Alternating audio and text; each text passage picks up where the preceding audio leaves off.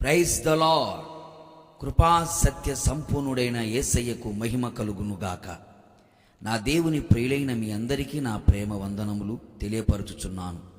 ఈ దినపు యేసయ్య జీవపు మాట. లూకా సువర్తమానం 11వ అధ్యాయం 28వ వాక్య భాగము. వాక్యము విని దానిని గైకొనువారు మరి ధన్యులు. యేసయ్య అరచేతులు చెక్కబడి ఆయన చేతి నీడలో దాచబడి ఆయన చేతిలో భూషణ కిరీటముగా రాజకీయ మకుటముగా ఉన్న క్రీస్తు సంబంధులారా, మన యేసయ్య వాక్యమై ఉన్న దేవుడు. దేవుని వాక్యము, క్రీస్తు వాక్యము, ప్రభువు వాక్యము, జీవవాక్యము, సువార్త వాక్యము, విశ్వాస వాక్యము, రక్షణ వాక్యము, కృపా వాక్యము, ప్రవచన వాక్యము, సత్యవాక్యము మనము వింటూ ఉన్నాం. అవును ప్రియులారా, ప్రస్తుతపు రోజుల్లో వాక్యము సమృద్ధిగా వినబడుచున్నది, దొరుకుచున్నది. చాలా మంచిది. వాక్యమును బోధించే బోధకులు కూడా కోకొలలుగా కనబడుచు ఉన్నారు. ఎన్నో సంగతులను బోధిస్తూ ఉన్నారు, మనము వింటూ ఉన్నాం.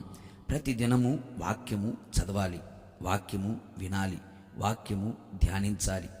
అన్నిటికీ మించి మరీ ధన్యులుగా సంఘములో, సమాజములో, కుటుంబములో ఉండునట్లు చదివిన వాక్యం, విన్న వాక్యం, ధ్యానించిన వాక్యమును గైకొనాలి, ఆచరించాలి, అనుసరించాలి, పాటించాలి. ప్రస్తుతపు రోజుల్లో బోధించేవాళ్ళు ఎక్కువ, వినేవాళ్ళు కూడా ఎక్కువగానే ఉన్నారు. కానీ బాధాకరమైన సంగతి ఏమిటయ్యా అంటే ఆచరించేవాళ్ళు చాలా తక్కువగా కనబడుచున్నారు. బోధించేది ఒకటి, చేసేది మరొకటి. వినేది ఒకటి, చేసేది మరొకటి కనబడుచున్నవి. మనము అలాగున ఉండకూడదు. వినుమట్టుకే వినువారిగా కాకుండా వాక్యానుసారముగా మనం నడిచేవారిగా కనబడాలి.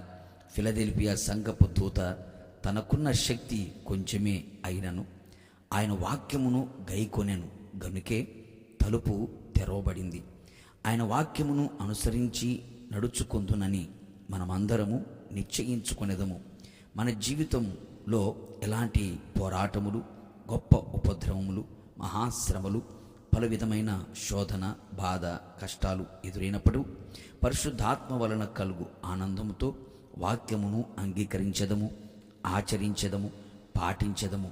వాక్యమునకు భిన్నమైన ఏ కార్యములకు చోటియకుండా ఉండేదము.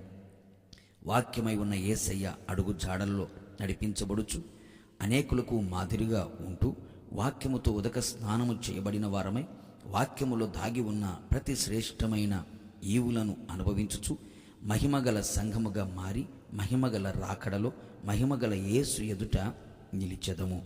ప్రార్థన. నిత్యాశ్రయ దుర్గమైన నా యేసయ్య, నీ పరిశుద్ధ పాదములకి మరొక్క మారు కోట్లాది స్తోత్రములు. మీ జీవపు మాట చేత మరొకసారి మమ్మల్ని పలకరించినందుకే మీకు స్తోత్రాలు. అవును తండ్రి, మేమంతా మరీ ధన్యులుగా మీ ఎదుట కనబడునట్లుగా, సంఘంలో నిలిచి ఉన్నట్లుగా, సమాజంలో కనబడునట్లుగా సహాయం చేయండి. అందుకు గాను మేమంతా కూడా ప్రభువా, మీ వాక్యాన్ని విని, వాక్యాన్ని చదివి, వాక్యాన్ని ధ్యానించి, వాక్యాన్ని అనుసరించి నడిచేవారిగా, పాటించేవారిగా, ఆచరించేవారిగా మా జీవితాలు కనబడునట్లుగా సహాయం చేయండి. ఇది మొదలుకొని ప్రభువా, వాక్యానుసారముగా జీవించడానికి మేము నిశ్చయించుకొని ఉన్నాం. మా నిశ్చయాన్ని మీరు స్థిరపరచమని కోరుతున్నాం. నిశ్చయముగా ప్రభువా, వాక్యములు దాగి ఉన్న ప్రతి శ్రేష్టమైన ఈవులు మేము అనుభవించున్నట్లుగా ఇది మొదలుకొని మా అడుగులు వాక్యానుసారముగా వేయబడినట్లుగా, మా ఆలోచనలు వాక్యానుసారంగా ఉన్నట్లుగా మీరే సహాయం చేసి మీ వాక్యము చేత ఉదక స్నానము చేయబడిన వారమై మహిమగల సంఘముగా మీ ఎదుట నిలబడే కృప, ధన్యత మీ వాక్యపు ప్రత్యక్షత ద్వారా మాకు దయచేయమని యేసు నామములో వినయముతో వేడుకొనుచు ఉన్నాను పరలోకపు తండ్రి, ఆమేన్. నిశ్చయముగా మీరును మీ కుటుంబ సభ్యులందరూ వాక్యము విని దాన్ని గైకొని మరీ ధన్యులుగా మార్చబడుదురుగాక. God bless you.